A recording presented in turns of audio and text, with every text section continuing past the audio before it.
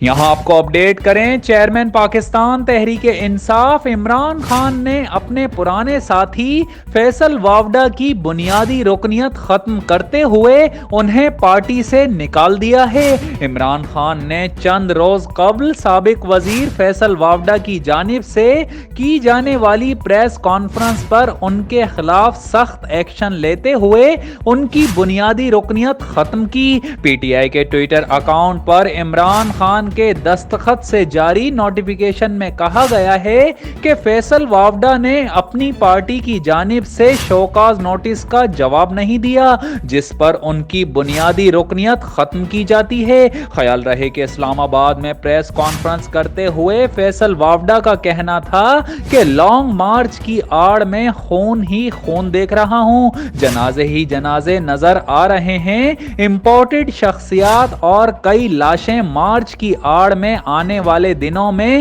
گرنے والی ہیں۔ فیصل وافڈا کا کہنا تھا کہ عمران خان جو پرامن مارچ کرنے جا رہے ہیں یہ ہمارا جمہوری حق ہے، لاشوں اور خون کا کھیل اس ملک میں بند ہونا چاہیے۔ لانگ مارچ کے بیانیے کی آڑ میں سازش رچائی جا رہی ہے، عوام ہر چیز پر لبیک کہیں لیکن کسی اور کے لیے بے گناہ موت نہ مریں۔ پرامن احتجاج کی آڑ میں بہت سارا خون بہتا دیکھ رہا ہوں۔